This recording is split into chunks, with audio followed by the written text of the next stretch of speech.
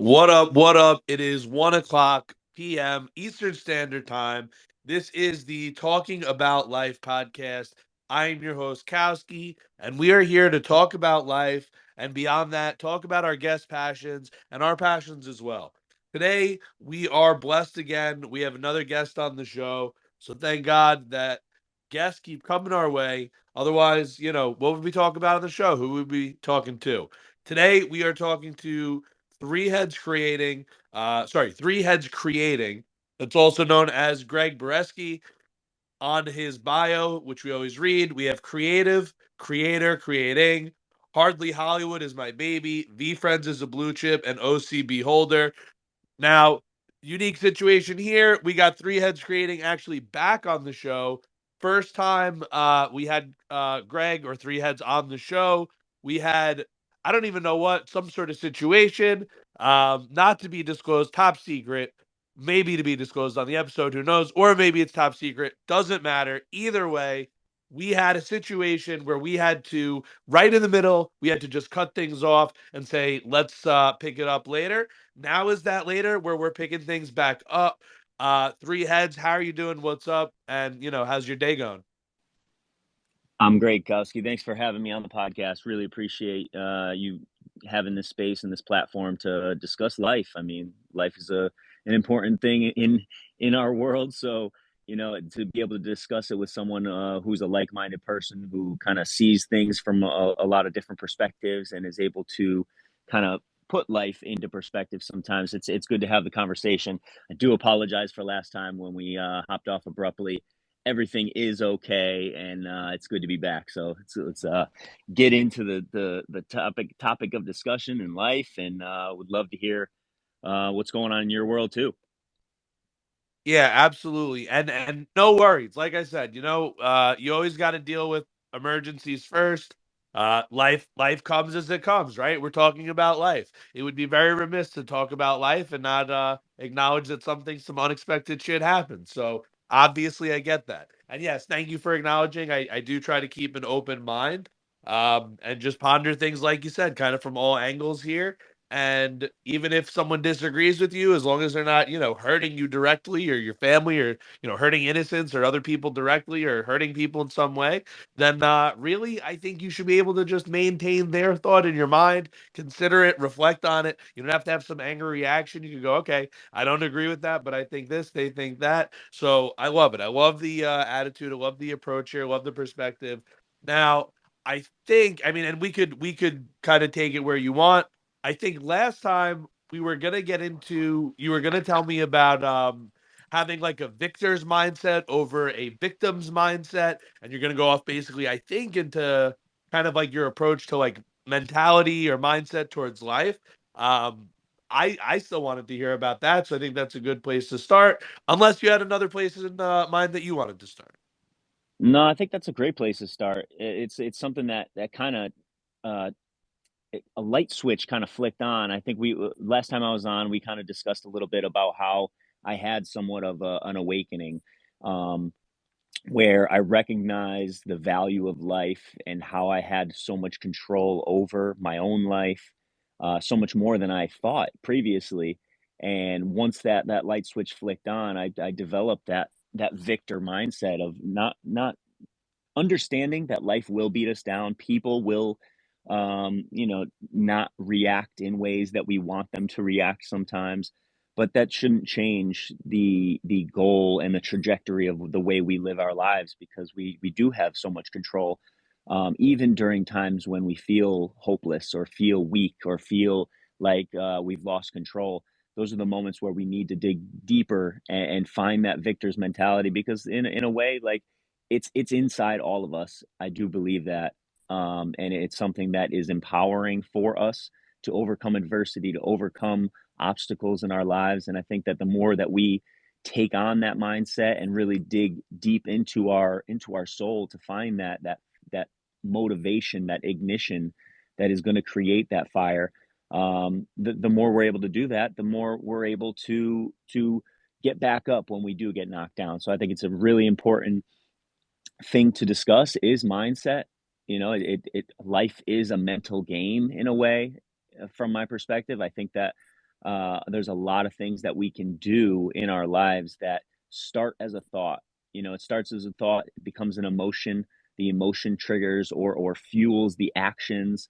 The actions done repeatedly create habits and routines, and those habits and routines quickly become our everyday life. And I think that's it's important to start off that process, that almost assembly line of features of to our lives, and to start off in our thoughts with those positive, empowering, inspirational, whatever positive connotation you want to put to those thoughts. I think it's important to start there, and start as that launch pad to positivity.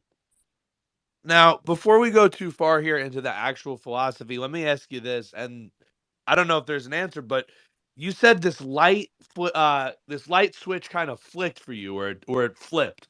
What was there, like, a reason for that? Like, I'm kinda curious, like, was it literally just random? You just woke up in the middle of the night, or you woke up, you were brushing your teeth and, like, getting ready for go to work or whatever, and you're like, "Wait a second, I don't have to be a victim anymore." I'm imagining it's probably more than that. I'm imagining some sorta catalyst must have happened, but anything's possible, right? So, like, what was that moment, or was there a moment? Yeah, there absolutely was a moment, and I'll kind of take a few steps back and start from really the beginning. I was dating a girl in my mid 20s. That was a really good relationship, and I kind of got really comfortable. And I think I might have at least touched on this story back the last time we spoke, but to get better clarity and to really iron it all out. I was dating her. I got really comfortable in the relationship, and not just comfortable in the relationship, but comfortable in life. I started to get to a point where I was very stagnant. I was not growing anymore, and I kind of lost myself a little bit. I gained weight. I was not motivated. I was not like attacking life with passion. I was not following a purpose, and it really spoiled the relationship in a way that she wasn't going to take it anymore, and she did leave me. And I entered a kind of a depressive state during then. And a friend of mine, so the girl and I actually had a trip planned to California. We didn't really like get the plane tickets or hotels or anything like that. We just kind of ironed out the date that we were going to go.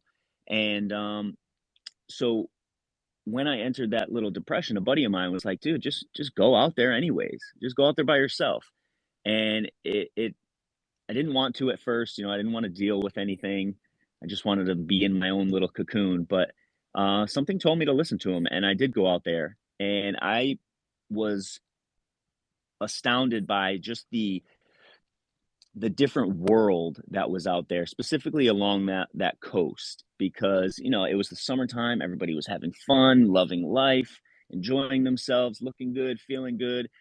And that week, I put about 2,000 miles on my rental car, just driving up and down the Pacific Coast Highway. And it was a moment driving southbound on the Pacific Coast Highway. I came to a stoplight, and I looked to my right, and I saw, I don't remember if it was like Venice Beach or Hermosa Beach, or it was one of those beach areas where people were playing volleyball, loving life, having fun.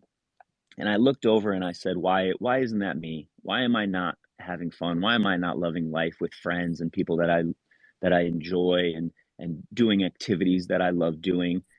Um, and it was it was synchronicity, the way it all unfolded.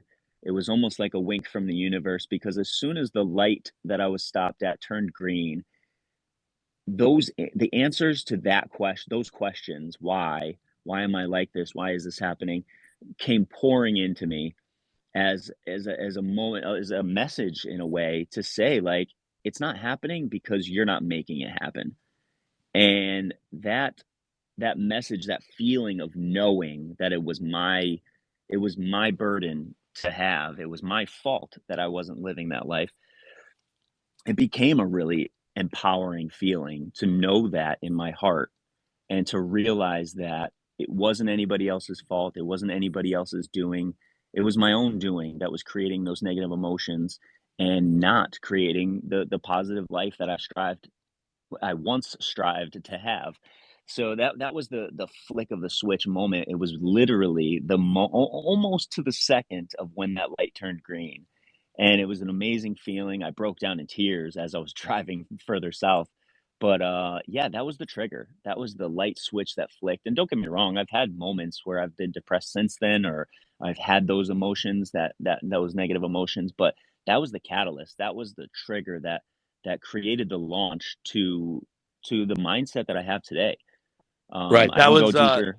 I'd say that was probably the opening of the floodgates, so to speak, of this new perspective. Exactly, exactly, and I And one could go a thing little real bit quick, further sorry to cut deeper. you off, I just wanna say, I definitely, as you went through this very towards the beginning, remembered how much of this we had actually, gone over already, but I think it's important we recap it just because we may have new listeners, people may be coming fresh to the episode, don't wanna be scrolling back kinda thing, and also that's a beautiful story. I think you could retell it hundreds of times, and it'll still have its value, so thank you for retelling it, thank you for indulging us here. It's all coming back to me. I do remember, um that being the moment for you. And I think I even remember commenting, which I'll comment again. Sometimes you ask a question out loud to the universe, and whether you believe it's God, the universe, the forces that be, aliens, whatever the hell, your subconscious mind, however the fuck you think it works. The point is sometimes you ask a question out loud or in your mind, and the answer just comes, however that happens. So here we It's have true. another example of that, but go on. It's very true, it's very true. We are, in a way, we are magnets. So when we send thoughts or emotions or feelings out into the universe, occasionally the universe responds, and that was a moment where I needed a response, and I received the exact response that I needed to really, catapult myself into a better lifestyle.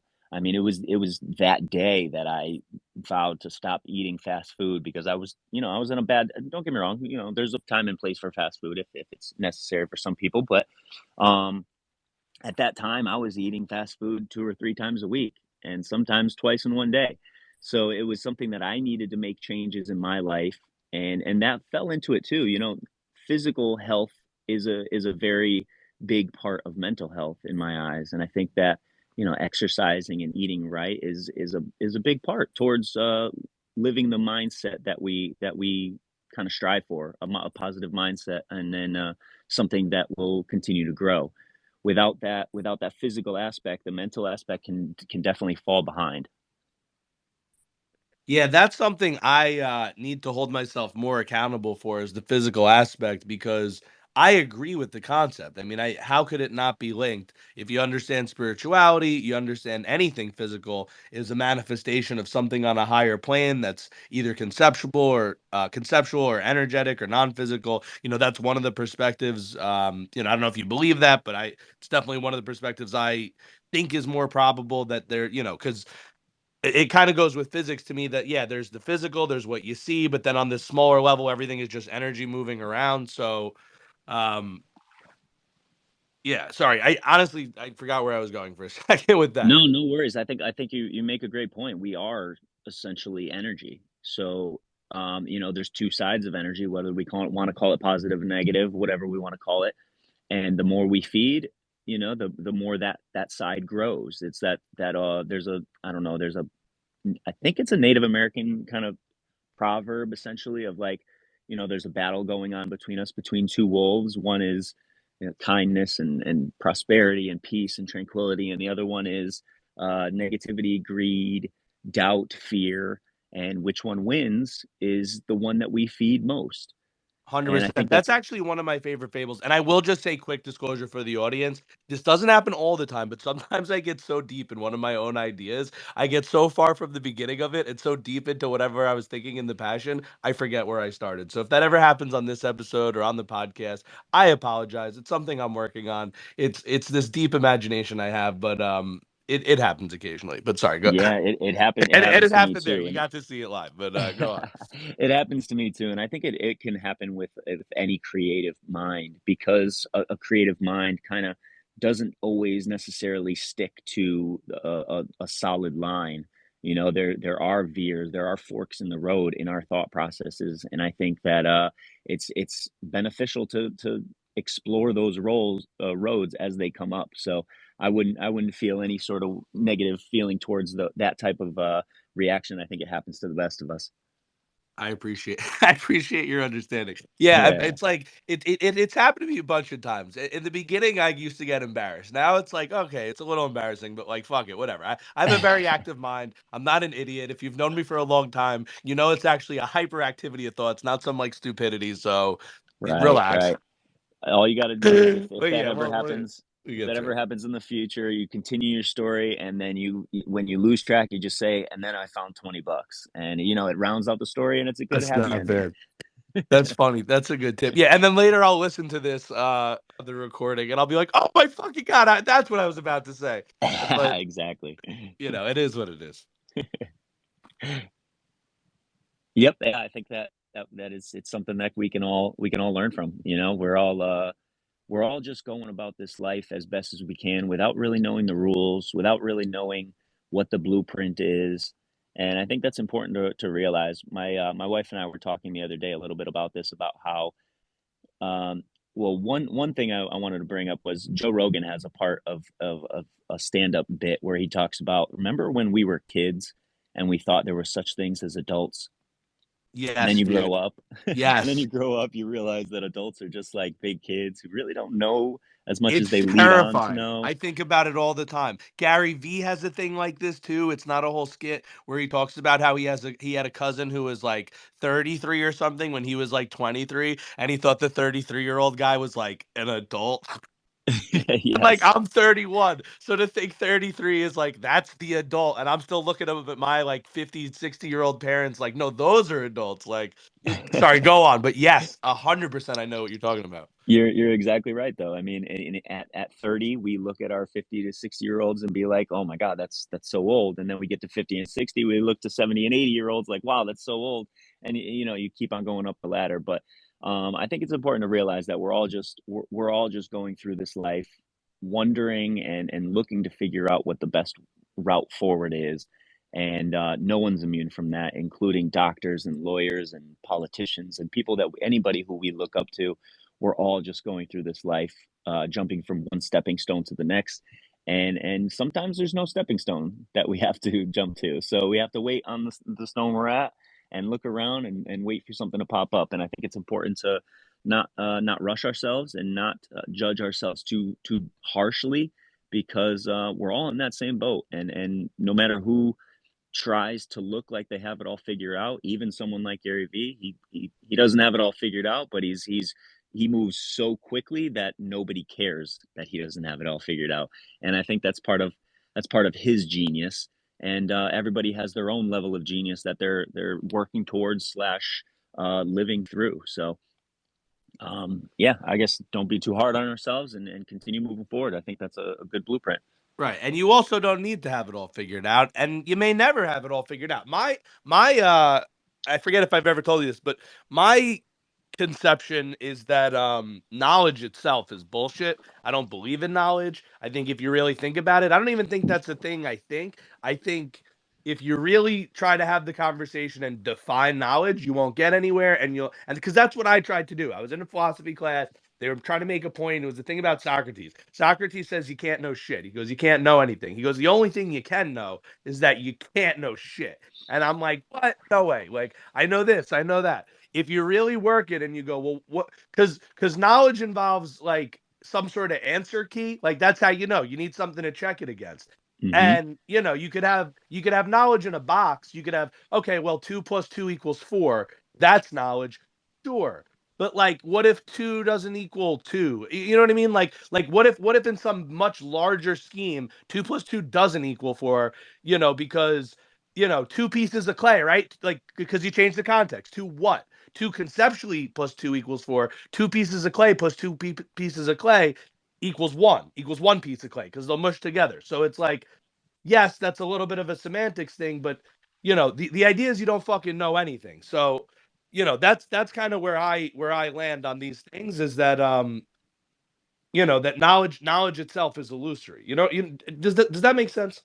It does make sense. It makes a lot of sense, and I tend to agree with us those more philosophical ideologies, because we don't live in a black and white world. We live in so much gray, and we live in a world that we don't quite understand fully.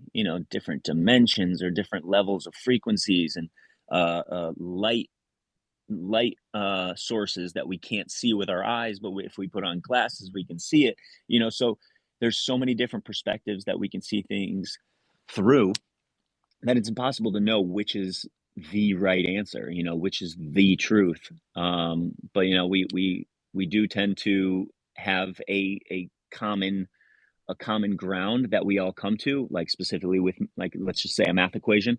Um, and that's geared in physical reality. But when you take it to that philosophical realm, it definitely changes the outcomes of certain Right. scenarios. So where I was kind of going with that, I think, is, you know, so while there's no absolute knowledge, while you can't know anything for sure, while I believe the only thing you can know is you can't know anything, the second thing after that is kind of like this Descartes thing, like I think, therefore I am, and then you have your experiences. So just kind of like you said, like, you had that moment, right? And then some people would go, "Oh, was that God? Was that the subconscious? Was that, was that an angel? Who, I don't know." And I say you can't know, but what you can kind of know, or besides that you can't know, is, well, that's an experience you had. I think, therefore I am. I know that I think I know, kind of thing. Like I know that that's like in my mind. Like, even if the whole rest of the world doesn't exist, that's an experience you had. So I think the most important takeaway from anything, and this is just my perspective, but it's the actual result. And I think that's kind of what you found in your revelation too, or to some extent, or when you flip the switch, is it's like, no, there's certain results in my life that I don't have, that I want, and you got to take a different path to get there. And whatever your belief system is, or whatever you think, it's comparing where you are to where you want to be, and having the accountability to do something about, the distance in between. Now, one thing I did want to get back into with you, um, earlier you said one of the big changes that came out of your mindset was not eating as much fast foods and getting physically healthier. And the connection between like the physical body and the mental body. And I think that's where I went off before, like into one of my weird tangents. But I was just going to agree that I agree that there is a connection there between physical and mental. And I struggle sometimes on the physical side because I'm more in the mental, but I do got to get physically more fit. But I was going to ask you, beyond you getting physically more fit, is there, or not is there, because there must be, but what other examples do you think you could share with us about, like, after that switch flipped, what other changes did you make? Like, you said, there was like a relationship, like, did you realize things about the relationship, like, or for the, sorry, the relationship ended. Did you realize things about for a next relationship, or did you call that person back and say, "Hey, I realized this"? Was there things with friends that changed? Was it a more gradual change? Like, how would you describe that process?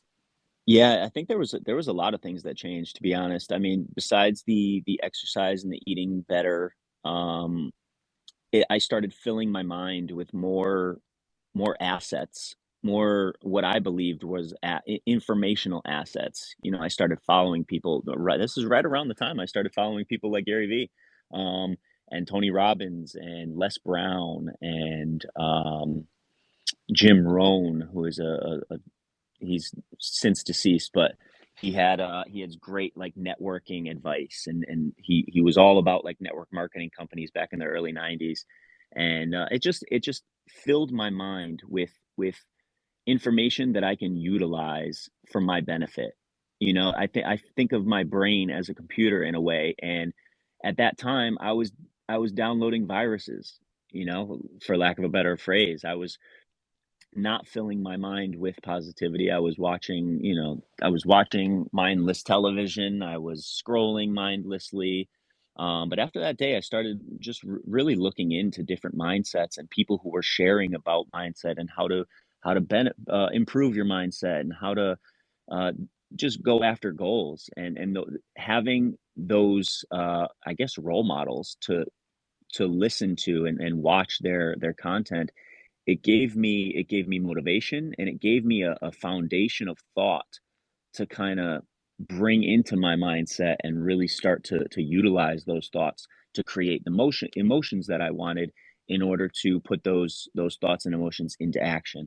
So I think that was a huge reason for the continuation of that trigger, of that light switch turning on, was just consuming and consuming and consuming content that would benefit me in the long run, that would benefit my mindset and start leading me on a path to thinking more clearly and thinking with that more victor's mindset to improve and to go after and accomplish my goals. Now, in terms of going after and accomplishing your goals, like, have you applied this towards like your profession or your career, or like is that part of your passions in life, or you know, everyone's different. I have like a kind of 9 to 5 type thing, and then I have my like, okay, I'm going after my passion, you know, on the 5 to 9 side of things. Where Right. are you with that? Are you have you fully actualized your passions? Are you kind of where I'm at? Are you, you know, totally financially free? You know, where are you at with all that stuff? So when I was during that whole transition, I was in a 9 to 5 job. I was working for the Hartford Insurance Company, and I was actually it was only about 2 months after I got home from California that I was laid off from the Hartford, and that was another kind of conceptualization in my mind of like, man, I worked so hard for this company. I brought in, you know, revenue for the company. I helped customers and clients, and they kind of just let me go because of everything that was going on in the world. And so it was really at that point that I wanted to get away from the corporate world. Unfortunately, that was a time when I really needed a job too. So I did get a job at Wells Fargo Bank, which is even more of a corporate institution. But um, it was something that was short lived because like while I was at that job, I was realizing I was not going after my passions. I was not going after my purpose. And during that time, I was also kind of working with a music group that was trying to do good things, and we were signed to an independent record label. We were doing some good things in the Northeast and traveling a little bit and doing shows. And that was like the start of my like real entrepreneurial journey of wanting to figure out where I laid. But um, it was during that time that we opened up for Drake at an after party, and the owner of the bar that the after party was at, he we had a good rapport going because we'd been back and forth planning it all. And he asked me if I wanted to be an extra in an infomercial. So I was basically just an audience member going ooh and ah and clapping when they wanted us to clap. Wait, bro. I'm sorry. Say that one more time again with like the relation to Drake and like you being in the audience. Sorry, say that one more time. Okay, no worries. Yeah, so the group that I was managing, and I was helping with their like social media and booking gigs and things like that and trying to get them into studios. We opened up for an after party, a Drake after party, at this bar. Okay. So Drake had a concert somewhere. That concert had an after party, right? Yes. And then And you we kind of like opened up the night at the after party, and he performed a couple like songs your band. afterwards. I'm not a band. I managed the music group who Oh, you were performed. managing this. Sorry. I'm Yeah, just like trying to like I'm listening, but now I'm trying to like paint the picture kind of thing. no, no problem at all. Yeah, so I would book their shows and run their social medias and get them studio time and work with them when filming music videos and things like that. And so yeah, we opened up for the after party. It was a great time, and the bar owner, we built a pretty good rapport throughout the booking process of getting that whole night planned out. And he asked me if I wanted to be an extra in an infomercial because he also produced commercials and movies and things. And And this was like a manager for Drake. this was the bar owner that where Drake's after party was. Got it. Sorry, I'm just trying to keep it all in my head. Sorry, go ahead. Yeah, no worries. It's kind of bouncing around a No, little no, bit. it's all good. So yeah, we built the rapport. He asked me if I wanted to be in the infomercial, just like a background extra, an audience member who would clap when they wanted us to clap and go ooh and ah at the product they were trying to pitch. Um, Wait. and, This was the bar owner you said? correct. The bar owner Wait, so also yeah, that's why I got lost. Sorry. So the bar owner also directs infomercials? Like correct. what, He so he's not produces just the bar owner. What else infomercials. is it? You know what I mean? Like Yeah, he produced infomercials. He produced so he's a bar owner movies, slash and producer. You forgot the slash producer. That's what you lost me. I Okay. should have added the slash No, it's producer. fine. We're doing this together here. So and like, bro, before I fucking spaced that. So bar owner slash producer who is fucking obviously connected. He knows at the Drake thing. He's, you know, they chose him.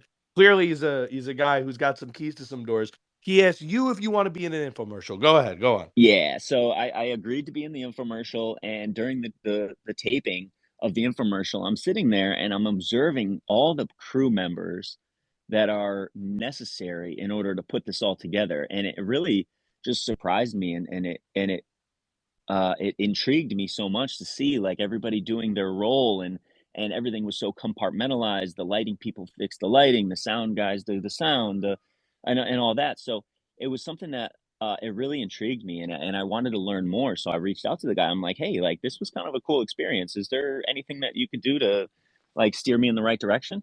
And he did. He steered me into some directions to get on to different sets, whether it be like different movies or different commercials or TV shows. And I was really just a background extra, like just somebody in the back that would walk by the camera to make it look more realistic. And I did that for a good 6 to 8 months, and I just kind of Did you I it was loved. on, like, the backgrounds of, like, other commercials you said, or, like, ever, like, you were, like, in the jury on Law& and Order or something, or anything, like, funny or Yes, notable? actually, that what I did do. Not I wasn't a jury member, but I was a person who was just like in the courtroom. Think of Hey, it like nice. On Law& and as a Order? yeah, yep, I did Hey, one I like Law& and episode, Order, that was nice. kinda cool. So yeah, I just started doing background work on all these different, sets, as many sets as I could do, because that was kind of the easiest way to get onto different sets without any experience. So they're constantly looking for new faces and new people to be in different scenes and movies and shows and commercials and things like that. So I was like, all right, let's give this a try. This seems really cool. I've always loved movies, so I did it, and I had some pretty good luck early on. I got onto sets like Grown Ups 2, the movie Heat with Sandra Bullock and Melissa McCarthy. Another one called Hope Springs that was with Meryl Streep and Tommy Lee Jones. So I had some good success. Just being a background extra, and success is a subjective word, I guess. But some actors might look at that and be like, "What? You're just a background extra, no big deal." And it wasn't a big deal, but it was fun. It was exciting. It No, was fuck something that, bro, new. that's success, you celebrate that shit, I'm with you, fuck yeah, party Thanks. when you could fucking party, you know, like, when Yeah, you got something definitely. to celebrate, celebrate. Absolutely. And the Grown Ups 2 experience was probably one of my best experiences on a film set, still to this day, actually. Getting to hang around the set with people like Adam Sandler and Kevin James and Chris Rock and those people. I mean, it's not like we were having huge conversations with them, but we were able to discuss a little bit and just have chats with them on set. So that was a really cool experience. Um, but after that, I didn't want to be on camera. So I found a different ways to get on sets without being a non-camera person. I found production assistant roles where literally production assistants are doing the dirty work. They're doing things like setting up tables and chairs for people and making coffee and getting snacks and whatever, taking garbage out, whatever is necessary to make the set run smooth. That was something I was interested in because it would get me onto set. And I started doing that a lot and networking and getting on different projects. And found a lane in the art department with props and set dressing and set decorating, and that was something that I really fell in love with, and I really started to get more gigs and more jobs in that world, and started working up ladders. I started getting prop masters on different short different low budget films. I got a prop master role on a Hallmark Christmas movie, and I started working with Hallmark and Lifetime a bunch. And I worked up to a production designer, which is a department head position that I did pretty much all just before COVID hit. We finished a lot of those, and then COVID hit, and the whole industry shut down. The whole world shut down. Um, so I had to take a step back and think about what I really wanted to do. And during that time, I was actually introduced to a studio owner in the same town that I live in who does photo and video shoots for mostly commercials and print ads. And he went to the same high school as me. His studio's in the same town as me. It was like a blessing in disguise that right after COVID hit and right after all the whole industry was going through these changes and rules and restrictions to be on sets, it was a perfect opportunity. So I ran with it, got involved with this studio and this studio director, and we've been doing photo print ads and video commercials for Stanley Black and Decker, DeWalt tools, um, Craftsman tools. We've done projects for the state of Connecticut and Connecticut tourism. That's where I'm from, Connecticut. So it turned into something that was really a great opportunity, and that's where I'm at right now is working in that world, and really working in that world part time and working in Web3 part time as well. So that's where I'm at right now. I'm Bro, that loving. sounds fucking awesome. That is like a beautiful come up story, especially since it involves like when you listen to and I don't know if you do. Sometimes I'll listen to like biographies or successful people talk, and there's usually a point in their come up story where like you go, "Oh, that could have like really set someone back," or like, "Oh, someone might have stopped there."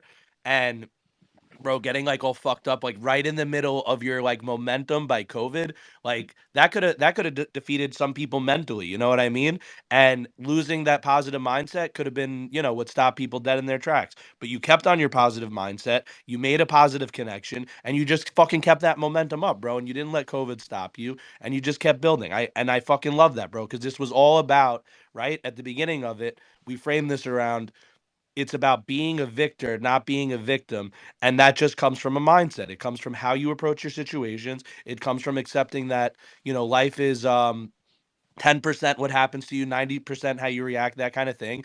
And you're not just talking the talk. You got hit with a fucking, COVID bomb like the rest of us. But where some people said, "Oh, I'm a victim. COVID is the reason my career stopped. COVID is so where some people found an excuse, you found a way forward. So fucking props, bro. That's what this podcast is all about, bro. Passions, positivity, fucking teaching these types of lessons, showing real life examples of real people who had real fucking struggles and found their way forward. And you're exemplifying that. So, dude, thank you for sharing that. And just, I want to just say congrats, dude, for actually walking the walk of the talk you talk. Thank you. Really, I really appreciate that. The recognizing it and hearing it, it definitely makes me feel fulfilled because it was a difficult time. When I mean it was a difficult time for everyone. Don't get me wrong, but the one thing I would even mention that made it even more difficult was like when it first happened. I had two movies scheduled to come back to back that would have been the biggest movies I've ever worked on. One was like starring Neo and what's that? The girl from Transformers. What's her name? Megan Fox. Megan Fox. They was gonna star those two. It was gonna be out in California somewhere, so I was gonna be able to travel for it. It would have been my first like long time or long distance travel for a movie. So there was a lot of things that were that spring into the summer was like I was so looking forward to how things were gonna go from there. And then COVID happened and it shut it all down and it did. It stopped me from getting work for about 3 or 4 months fully. And then after that 3 or 4 months was over, that it almost seamlessly worked right into meeting the studio director and getting linked up with that production company. So it was like it was a blessing in disguise because I could have, you know, there I love I loved working on movies. They were extremely stressful. Sometimes 1 month or 2 months or 3 months of like 6 to 7 day work weeks and 14 to 16 hour days. So it did get super stressful and super like just jam packed with work. But I did love it. But the best thing about the print ads and commercial world is it's like I guess I haven't worked like 7 day work week in a long time, which is a great feeling. So it was a blessing in disguise, and I met some really cool people during these times, and I'm still working with these people today. So it's great, and they're actually the production company is the production company that I plan on utilizing for my NFT project once that project is fully functional and up and running. So I'm ready, and I look forward to what's going to happen in 2023. Bro, I'm fucking hyped to, keep my eyes on you, keep following you on socials here, keep seeing what tweets you put out, and just keep seeing where you're going, bro. Because You're this fucking rising star in what you're doing right now. And in my eyes, bro, I know you said, oh no, some big actors, this and that. Some people would discount some of your accomplishments. Bro, fuck that, bro. You're not comparing to what other people have done. You got to compare to what you did yesterday. And if you fucking line up all your yesterdays and put them against today, in my opinion, you're killing it. So don't let anyone fucking take anything away from that. Question I have for you. You mentioned this NFT project you have coming out. Do you want to talk about that a little bit? Do you want to, let us know what that's all about? Sure, sure. I can touch a little bit on that. It's called Hardly Hollywood, and essentially what it is a decentralized movie creation studio. What I plan on doing is create creating the movie together with the community through a polling process. So I would essentially ask questions and have multiple choice questions so that the community of token holders can vote on what happens in the movie. So we'll start from scratch. We'll say what kind of movie we making? What genre is it? Is it a comedy? Is it an action? Is it a horror? And then from there we go down to the subgenre. So if action is chosen in the first poll, then is it a comedy action? Is it an action thriller? Is it an action horror movie? Where does it lie on that spectrum, on that plane? And then we're going to continue to go down like past, present, or future. The plot twists, characters, different character actions, and the obstacles that they'll overcome. So it's a process that I've been unraveling in my mind and on paper for about a year now, and I think I have a lot of it organized and ready to go.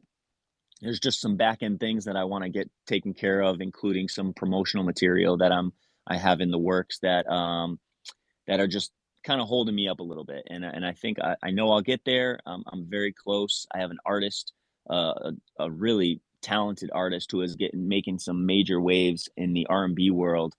His album is actually number 2 on the R&B charts on iTunes. And I had him create a song called Hardly Hollywood, kind of going into the magic of Hollywood and how it all unfolds, but that's not what we are. We are hardly the politics, hardly the drama of Hollywood. We are just a group of people who want to make a good movie, and I think that's it's a powerful thing. I think people's involvement in making a movie, they look at a movie and see like, oh, it's only the chosen few in Hollywood that get to make movies, but I want to make it possible for regular people to participate in the creative process, the production process, the post production process with editing and the music that comes with the project and the distribution. So I want to have people that want to have their pulse on a movie and really participate in the whole process. That honestly sounds super exciting, super awesome. Depending on where I'm at, fucking funds wise, hopefully it's something I have the funds to be a part of. Now, on that regard, have you thought about like mint price, that kind of thing, mint date? That's too far out. Like you're still in the planning phase. Like, do you know anything about that kind of thing? The date is too far out. I'm running the numbers because the mint will essentially mint and part of the secondary will fund the movie.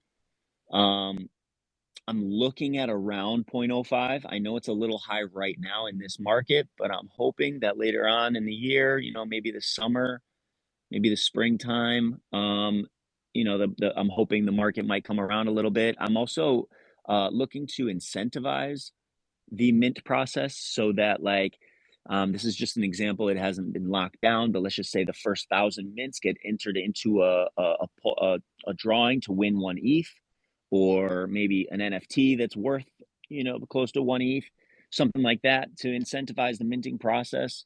Also, there will be different roles that people can receive based on when they mint.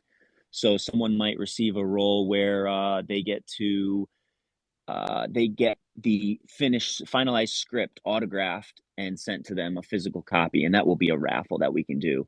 Maybe I mint the script once it's finished into an NFT and it's airdropped to specific holders that participated or minted at a certain time.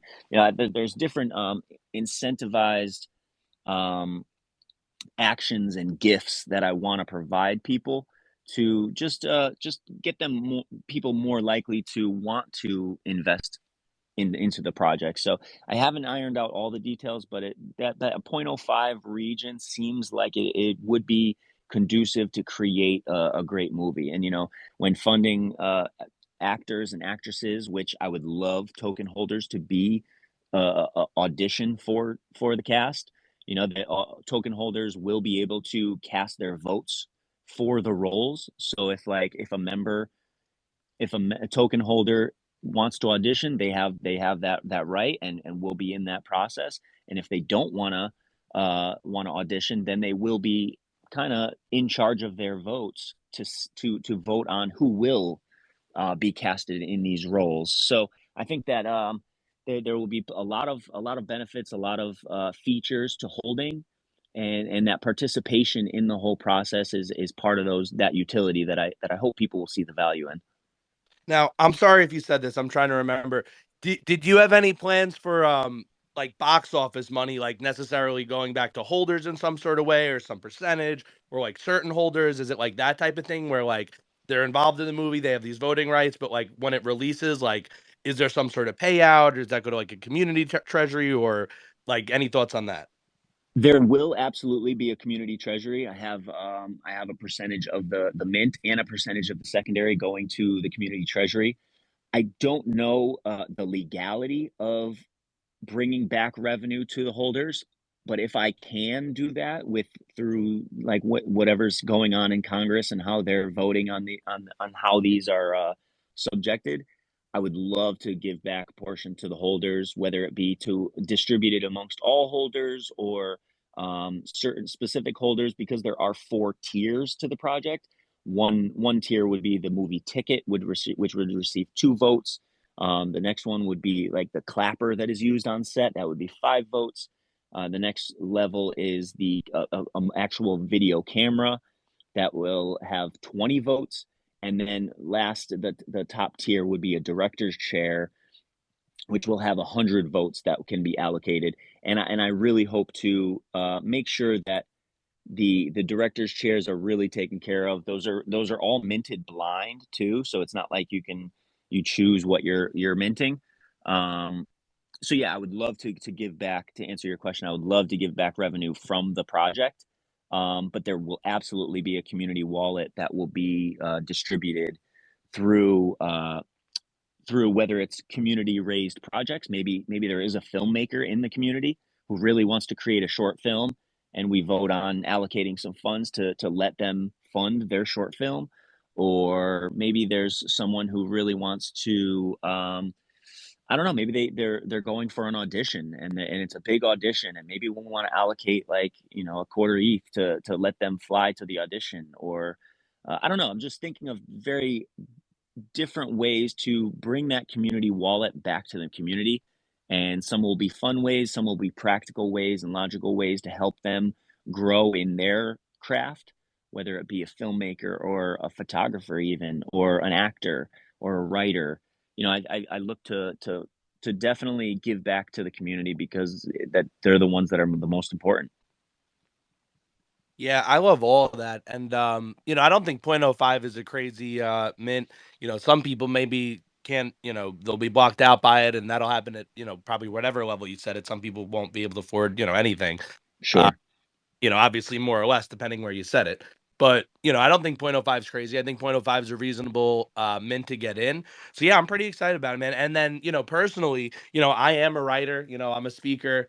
I've never done, in high school, I used to be an actor. Some part of me always thought, like, yeah, I don't know, like, if certain things I do kick off, like, and my speaking kicks off, and maybe I could be, hosting a show, a talk show host, and all of a sudden you're in a movie, like a Jimmy Fallon kind of thing. I mean, he was an actor the whole time, but you know what I'm talking about. Talk show host becomes someone who's in a movie. So it's like, yeah, I don't know. This could be it, man. This could be the podcast right here, right? Like we could look back on this in, 5 years or 3 years, whatever the fuck it is, whatever the time scale is, and we could be like, holy shit, like that was when Ian Lipkowski started going on this path where he got into the movie industry. He became, more of an actor, or, maybe that's not the side I come in on. Maybe it's my writing. I used to write for a video game website. I've done a lot of like editing, writing kind of thing. Now I'm doing something else, but it's like I still have those skills. I still keep up my writing. So, Yeah, I don't know. I'm pretty hype about this. I feel like, yeah, well, I see myself being some sort of part of this here, maybe getting, I don't know what, you say always say ponder it from all angles. I don't know what angle I'll come in on, but hopefully there's some room for Ian Lipkowski in here. I love it. I love it. And it's true. You never really know when opportunity is going to knock and where it's going to come from. Like I said, I was managing a music group when I was brought on to become an extra in an infomercial. You know what I mean? It had nothing to do. I was at a bar, so it's Right. one of And those then you things went you and never then know. that wasn't even your preferred path. Like you were like, "No, I don't want to be on the camera. I want to be like off the camera." That's what I'm saying. Like, I'm right. I'm kind of feeling some of the, you're inspiring me here because I don't know if you ever seen Fight Club. You ever see Fight Club? Of course, So absolutely. fucking there's the Tyler Durden that's the imagined guy who's actually living the dream that the other guy wants. So, bro, you're Tyler Durden of one of my dreams right now. You know what I'm saying? Like you're the guy who did the thing. You showed up somewhere, you got in the movies, you got out of the movies, you ended up on the side you wanted. Bro, I'm fucking listening to you. You're getting me hyped the fuck up because it's just instilling this image in my mind. That's what I was trying to do before. Paint the picture, see myself there, see myself as you, put my eyes, feet, fucking mind, soul in the perspective of the main character, bro. I'm trying to live out your movie, and I'm like, bro, this is dope. Like, I could fucking get with this. I could fuck with this. So, yeah, dude, thank you for telling me all this shit. Thank you for inspiring me. I think this is a super positive episode of the show here. Um, you know, let me just consciously, we have about 10 minutes left of the podcast. You've been killing it, just, with all your stories, examples, like I said. But the last 10 minutes or so, depending on sometimes when I notice the clock, but usually last 10 minutes, last 5 minutes, whatever it is, we usually just kind of like hyper focus on the kind of shilling aspect for you. If that's what you want to use it for, it's really whatever you want to use it for. But yeah, usually this is the part, like on an interview or a talk show, we said Jimmy Fallon, where the guest goes, "All right, I got a book coming out, and it's coming out on this date. I'm doing this." You know what I'm saying? So if you want to do any kind of like hyper shill mode real quick, go ahead. If not, then anything else you kind of want to share here in these last 9 minutes, the time is totally yours and ours. But yeah, let me know. Sure. I mean, right now it's right here on Twitter. It's Three Heads Creating. I don't have really any other social medias. I'm starting to get Hardly Hollywood's social media kind of ramped up. I mean, I'm not going hard with it quite yet because, like I said, I'm not too um, locked in on the back end. So once the back end is really locked in and ready to roll, then there'll be tons more content being put into Hardly Hollywood. But right now, we are on Twitter, Hardly Hollywood, at Hardly Hollywood. Um, Three Heads Creating here. I try to do a morning. I've been since the new year. I've been trying to do a little morning message, and I just hop on an audio, um, like an audio file, and I just record it and post it to Twitter. It's just a morning message of something that's on my mind for the day, and I've been trying to do that along with hosting a few more spaces. A buddy of mine came to me and was just like, we should talk about the 12 and a half book with Gary and all those emotional ingredients and how we use them and how we learn from them. And I thought it was a great idea. So we've been doing a few of those. So I think that's a great place to find. You could see them on my Twitter timeline. I posted a few over the last few weeks. Um, and then yeah, just be on the lookout for Hardly Hollywood because I think I really believe in the project. I really believe in my ability to facilitate the project and continue to progress and grow it along with writing the movie. Because once the movie is written by the community, it's off to the races. The production of it will be in really good hands with the production company that I work with, the studio that I work with, and the talent that can come from it. I think that we're in a really good place, and I can't wait to really get it launched and get it going. Love to hear it. Now, this is kind of funny. One thing here, because we're at the end. Let me bring it full circle. Yeah, I just kind of remembered. I don't know why this is how my mind works. I remembered where I veered off earlier, where you had said you believe mental and physical health are strongly tied, and I started going off into how I believe the universe is full of energy and all these other things. But my point with that was, if you do believe the universe is full of energy, and you could see it on the level of the metaphysics where everything is one and God is the same energy or source or love, or if you want to see it on the actual physics of E equals MC squared, everything is some sort of energy. um you know, you can kind of come to this perspective where maybe you see what I'm seeing, where everything that is physical has some other level of it that is non-physical, so that everything is tied in that way. Like whether again, whether you believe it spiritually or scientifically. So I was just gonna say, this is so far from the original point. Thank you for listening from beginning to end to hear my finishing of this point. If you're out there in the audience, but my point was that yes, if you believe that your whole body is an extension of the spirit kind of thing, then yeah, like your physical is a reflection of your kind of core soul or core essence or core state of being or your chakras or whatever you want to say. So if your physical is reflecting not so good, that means yes, there's also somewhere behind that energetically, mentally, psychologically, things kind of mirroring across all levels. Then yes, like on every level, it is a reflection in some part of the same thing, of the same truth. And part of that truth is if you're physically unhealthy, yeah, that's something is going on in your mental and vice versa.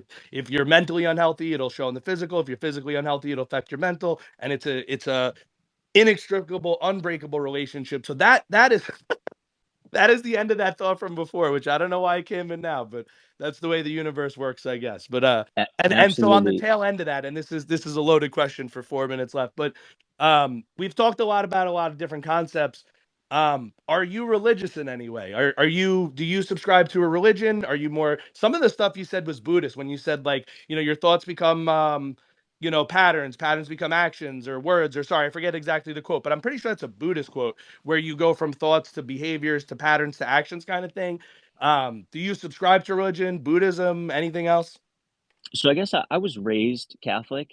Um, I wouldn't say I'm necessarily Catholic. I do believe in a God. I don't know what that God is. I believe in a higher power that is omnipotent and omnipresent, but I wouldn't say I necessarily subscribe too much to any one religion. I find that there probably is a point where all religions intersect, and I feel like deep in my soul that's where I lie.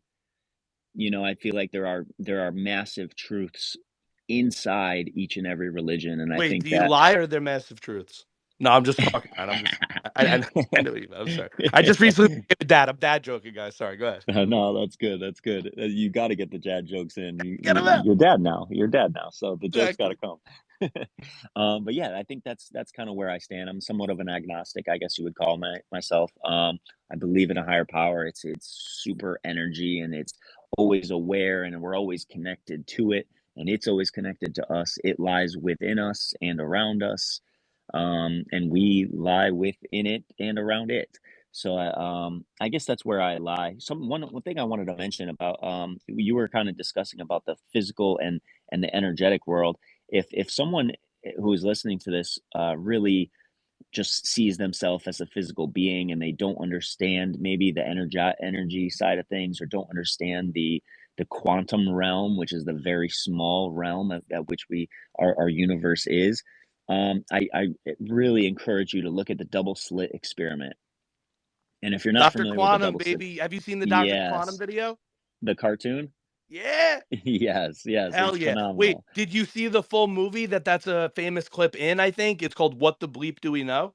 I don't think I've seen that. No. Oh man, half the movie is like fake science, half of it's real shit, half of it's just like people talking. But if you take it with that grain of salt, What the Bleep Do We Know? Phenomenal movie on like the whole spiritual, metaphysical, positive energy. Great compilation of little clips, interviews, things with physicists, things with like spiritual teachers, just like a random mishmash of like shit that somebody put together, but it kind of goes well. It meshes very well. What the bleep do you know? I'll definitely What take the a look bleep at do that. we know? Yeah, But yeah. yeah, And that it's that actually bleep. It's I'm not like I'm not right, right. censoring myself. But yeah, that whole experiment and what it describes really opened my eyes to how we aren't exactly physical, and the things that we don't see are sometimes more powerful than the things that we do see. So I love to keep that open mind, that just because, if I'm ever in a mental state where I'm not fully like motivated or ready to go, or excited about the future, I tend to go back to that double slit experiment and kind of remind myself that just because I don't see it doesn't mean it's not happening. If a goal I'm trying to attain, or something I'm trying to accomplish, just because I haven't seen it yet doesn't mean that something in the background isn't moving towards me and towards my success. So I encourage everyone to kind of look at that experiment and just look at it with an open mind and see it for what it is, because it's powerful. I agree with you. Dr. Quantum double slit experiment. Put that in YouTube. You'll see a guy looking like Bill Nye-ish, gray hair. He's got this like blue superhero suit. When you see that, you know that's the right video. There's also another one called Dr. Quantum Flatlander that's also worth watching, that talks about the different dimensions of reality, second dimension, third dimension, fourth dimension, but from a scientific perspective. So 100% love that you brought that up. I love hearing these connections between the guests and some of the references that we've both had that are definitely informing our thought. And how we kind of go from the thoughts to finding the reference. I think that's super cool if you kind of follow the flow of a conversation. Um, but yeah, I mean, bro, again, this has been a fucking awesome episode. You got me super charged up here. It's 2 o'clock. That does bring us to the hour. I'll just flip it back to you one more time. Any last like mic drop statement, moment, thing you want to get out? You're like, oh shit, I didn't realize this was my last moment. Now's the time. And then I'll thank our listeners here and I'll close it out. No, I really appreciate you holding this space. You do have great energy, and you bring that energy to the microphone, which is a wonderful thing to have when you're on a podcast or on a space. I think that you know, continue to do these things, continue to talk to people as much as you can, and I'm going to do the same. I think that the more we converse, the more we connect with like-minded individuals, the more that we can confirm what is already in our minds. Because a lot of times with when we think for ourselves and we're critical thinkers, it gets lost in the mix among, you know, the normal society standards of conversation and small talk and, hey, what'd you do today, and then how was your work? You know, these conversations, these deeper dives into our intellect and the way that our minds work and the universal ways, I think it definitely helps unlock people's potential. And there's a quote, there's a whole long quote in Coach Carter, where the guy stands up and he has this long quote about how we when we feel empowered and when we live through our empowerment, we subconsciously empower others to do the same. You know, and not to dim our light, because dimming our light doesn't make anybody else shine brighter. It just dims our light. So to anybody else listening that this resonates to, shine bright, shine your light on the world, and never hold back a message because you think somebody isn't ready to receive it, because you can never underestimate the power of planting the seed. Fuck yeah, baby. Never estimate the power of planting a seed. On that same thought, another just random quote to tie in there. One candle can light an infinite amount of other candles without losing any light. You can light 100 candles, 1,000 candles, the same candle. You can light all those other candles, and the candle you use to light them stays lit. It retains its power, it retains its light. So light you could actually spread infinitely while holding your own. That's basically the point here. Keep spreading the light, keep spreading the love. A message I always like to end on here is from my friend Afakasi Brand, or Afakasi on Twitter. He also does some spaces called The Barbershop. Find out when those are, I think, in the middle of the day ish, or just check his page if you want to check it out. But anyway, his message is that if you haven't heard it today, you are loved. The universe is full of love. Like we said, everything's energy. Everything is, one connection, one love, one energy, one source. One way to look at that is that source is love, and love is the energy that creates all the other manifestations of the universe. So you are loved, and if you haven't heard it today, you are loved. Thank you for coming to the podcast. Wild, I see you in the audience there. Thank you so much for listening. This podcast also is on Anchor, Spotify, and Apple Podcasts.